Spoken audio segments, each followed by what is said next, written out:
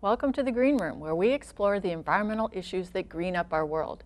Our guest today is Dr. Cathy Theisen, a veterinarian. She's also Conservation Chair of the Washtenaw Audubon Society, and her home is a veritable Shangri-La for birds. She's here to share what she's done to provide food, shelter, and safety for the birds in her yard. Dr. Theisen, welcome to the show. Thank you, Barb. Thanks for having me. So your yard, you purchased the place about, what, 5 years ago, was it? Mm-hmm. Actually, about 7 years ago, Okay. we purchased it. And we had a specific interest in living on water, on swimmable water, which is tough to find in Ann Arbor. We did find a piece of property, but the backyard was kind of like a golf course, very suburban feel to it. All lawn. All lawn. And I had come previously from a 10-acre horse farm, so for my psyche, I want things to be natural. So we endeavored to try and change the landscape to suit us. So you chose native plants. What is it about native plants that are good for birds? Well, I think there's a lot of reasons to choose native plants. Certainly birds and wildlife, because they've adapted for those specific plants in this area. When we do landscaping, what often happens is plants get hybridized to be resistant to certain insects, so that they bloom longer. But if they don't have insects, then they don't have food for birds. So even though it's beautiful to look at, it's a sterile environment in terms of wildlife. Also, we had a specific problem in our yard, which is that it's a very low-lying area, and it had a natural spring. So in the spring, we would be underwater, and we knew that native grasses specifically have very long roots and can help to absorb that water, kind of like a rain garden. We didn't want that water to be flowing down into the pond and carrying, for instance, salt from the road or things like that. So the long-rooted native plants can also help with wet spots. And filter the water to clean it up before. Exactly. Filter toxins out of the water before it hits the pond, which eventually hits the Huron River. Yeah. You mentioned the wild grasses, native grasses. Are there some birds that like those? Oh, I would say most birds. In fact, the grassland birds are probably the most endangered. Oh, really? Yes, not just in Michigan, but even in the prairie states, because a lot of that land has been taken for farming or grazing. And so we don't see the big prairies that we used to have long time ago, where there was a great diversity of grasses. So there are many, many birds that evolved to specialize in certain seeds or certain plants for cover.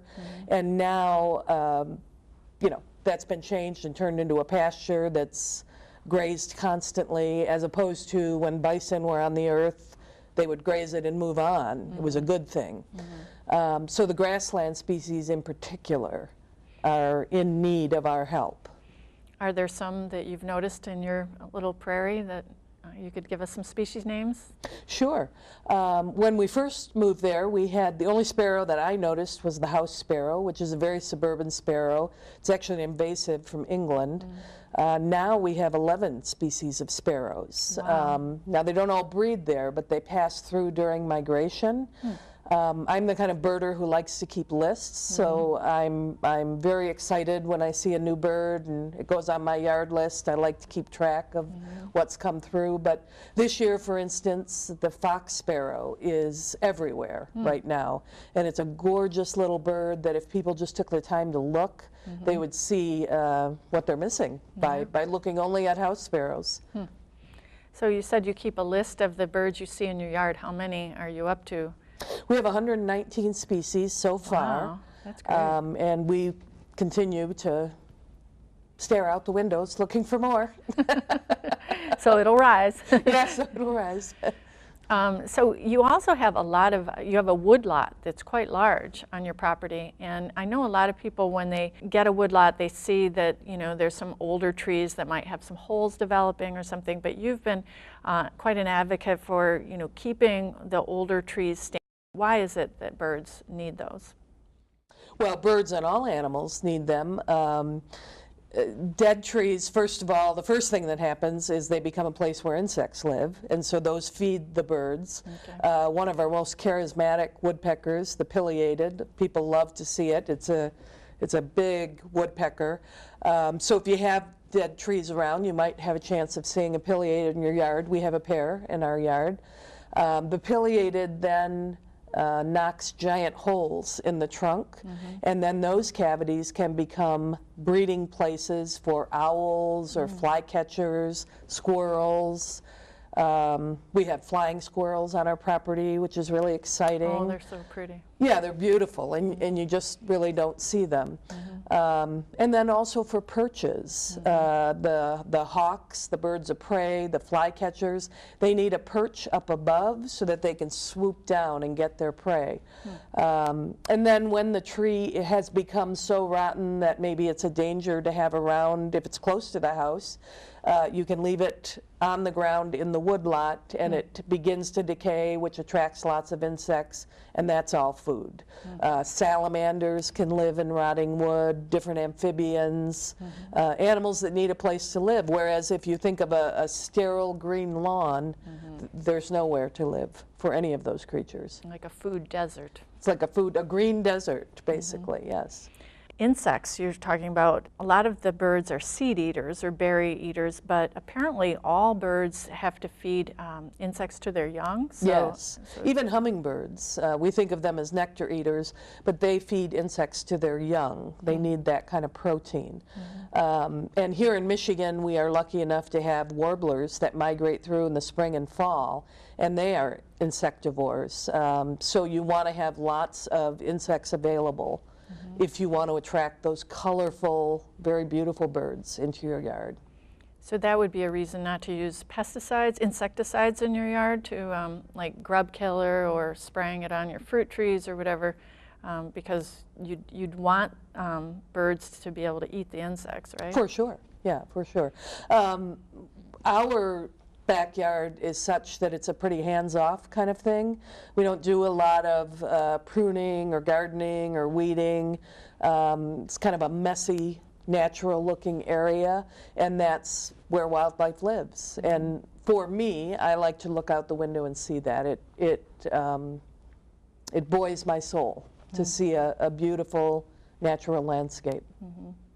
And when you say messy, I've actually seen that listed as a priority. You want to leave your yard messy for wildlife, meaning, don't pick up every little scrap of, the dead wood that falls on the ground, or, let things overwinter, like the seed heads, right? Because then the birds can... Yep, leave all the seed heads up instead of cutting them back in the fall, because in the dead of winter, the birds will go and pick those tiny little seeds out.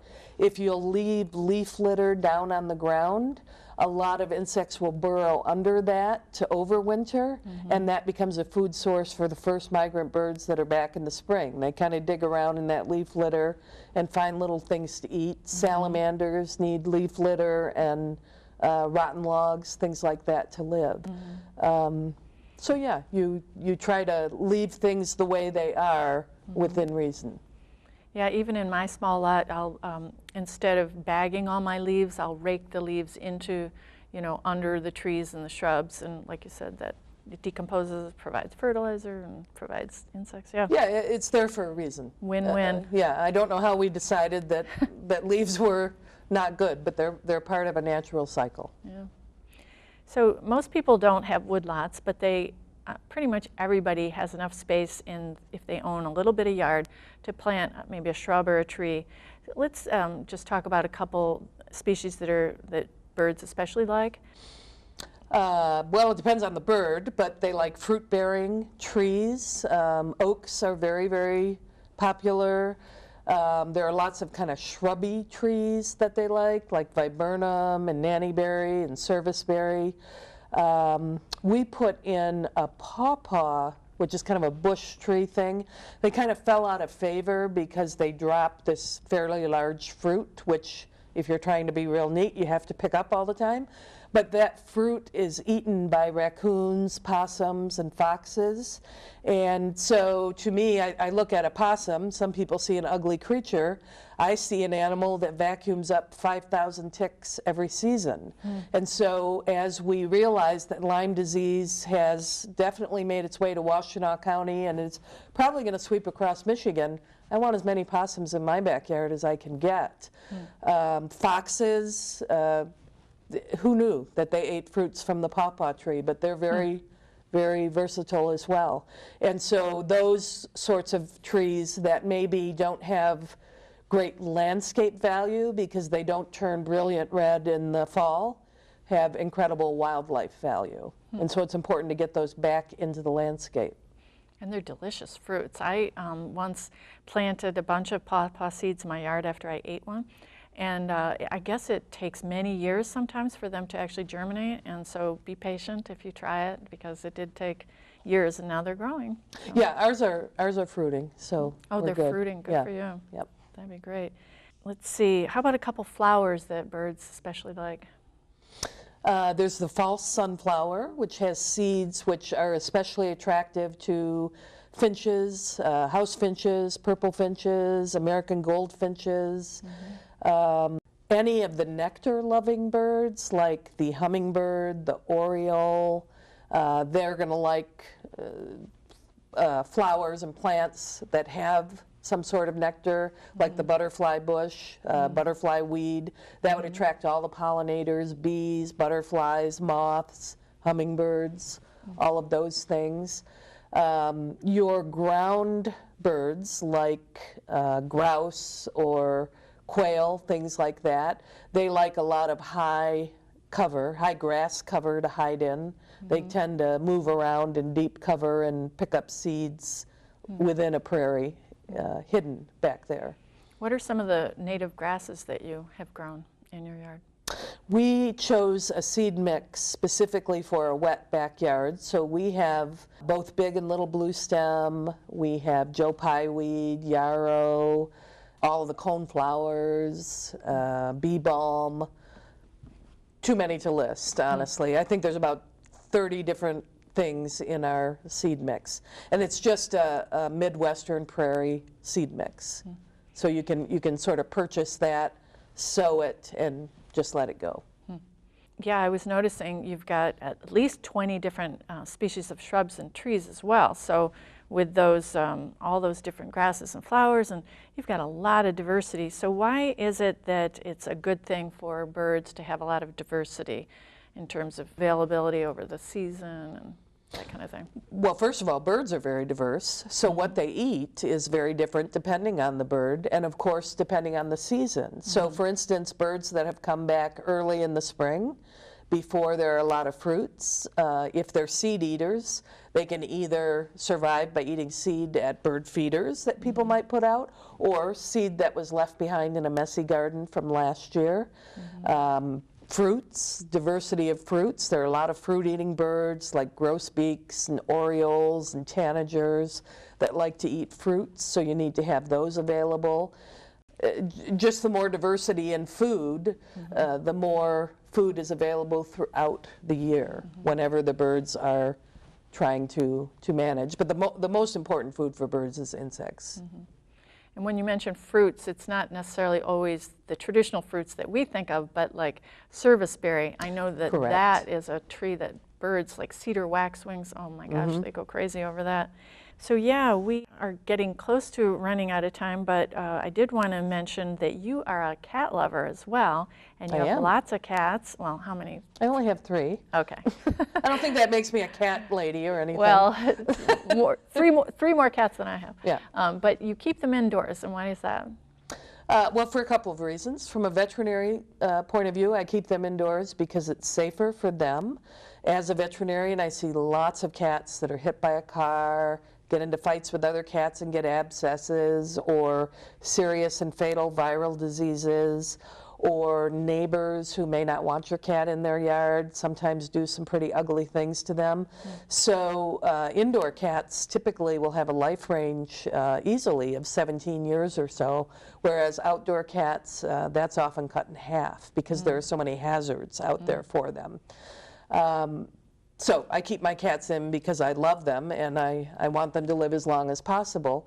But I also feel it's my responsibility, if I'm going to bring birds into my yard, I'm certainly not going to put a predator in the yard that is not a native predator. And so when we talk about a cat as a predator of birds, we're talking about an animal that's in prime physical condition. This cat does not, he's not a lion who's half-starved and has maybe a chance of getting its prey. It's a very well-fed and totally fit animal that's probably going to get its prey for fun. And so cats outdoors are killing machines. It's what they do. They don't necessarily kill to eat. They kill for fun. So I... Even if they're not hungry, right? Even if they're not hungry, yeah. I've made the choice that my cats will stay indoors. And there are lots of ways you can provide enrichment for an indoor cat. So it's not like they're sitting on the couch. There's lots to do. Yeah, you told me once that you let them out in the garage sometimes to just play around and be mouse control and such. Exactly. Well, we have two cool things for our cats. In the summer months, we have a screen porch, and they spend most of the good weather time out there watching the bird feeders. Nice. And then in the winter, when it's too cold for them to be out there, we leave them into our attached garage, which is where we store the bird seed. So we tend to get mice in there, and the cats love to go out there and hunt for mice. It's an enrichment for them, and it's a service for us. The only thing I would caution people about is do not put any rat poison down if you're going to let your cats out there, because that is toxic to cats as well. So if you're going to use cats for mice control, no poisons of any kind in the garage. Well, speaking of birds, you wouldn't want poisons anyway, because I've heard that birds, if there's a poisoned animal running around, well, they don't run because they're sick, and then the hawk or whatever will be more apt to catch them, and then they'll ingest the poison as well, right? That's exactly right. If you use rat poison to kill something and then a scavenger eats that, the scavenger is exposed to it as well. We see that especially very high on the food chain. Vultures and eagles can become very, very sick from the prey species that was contaminated with poison. And we just want to quickly mention putting some kind of thing on your windows to make sure the birds, if you're going to feed birds at a feeder, or even if you don't, birds can run into those windows a lot, right? Right. Birds don't see glass. They see the reflection of the outdoors. So to them, it's just a pass-through. You can put your feeders within 3 feet of your window. That way, if the bird tries to get moving, he won't be able to get up enough steam to really hit the window with any force. Or if you want the bird feeders further away, you can put up reflective films on your windows, which is what we've done. We have something called Collet Escape that we put a pattern on our windows. You can't use just a single hawk. It's got to be a decal every 3 inches in order to alert the bird that it's not a pass-through area. And that will eliminate 80% of bird strikes. Well, there sounds like a lot of things that people can do, whether they have a big yard or a little yard, and I really appreciate your time coming today. We want to give people a couple quick resources. We want to make sure they know how to get to the Washtenaw Audubon website, which is washtenawaudubon.org. Okay. And we have tons of field trips, especially in spring and fall migration. We welcome novice birders and love to teach people about birds. In Washtenaw County, we can have upwards of 220 or 230 species in a year. Wow. So, for instance, this week we had over 40 loons on Barton Pond. So here we are in the shadow of Ann Arbor, and you can go out and hear loons calling to each other. Wow. It's spectacular during migration, and a lot of people don't know because they don't look. That's great.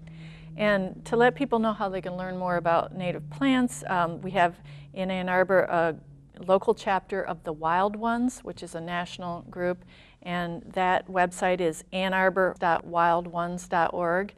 And you brought in this book, which I also happen to have brought in, that we both love, Bringing, you can read it, what's it say? Bringing Nature Home by Douglas Talamy. And it's what plants to plant, what insects they'll bring, and as a consequence, what wildlife and birds they'll bring into your yard. And it's sort of a primer on how to let go of that need for a super neat golf course lawn, and how to understand how the earth has evolved to allow more than just people to live in green spaces. Well, it's wonderful that you're doing what you're doing in your yard, and thank you so much for being here today, Dr. Theisen. Thank you, Barbara. For an online archive of all our Green Room shows, go to washtenaw.org/greenroom. Thanks for joining us here in the Green Room.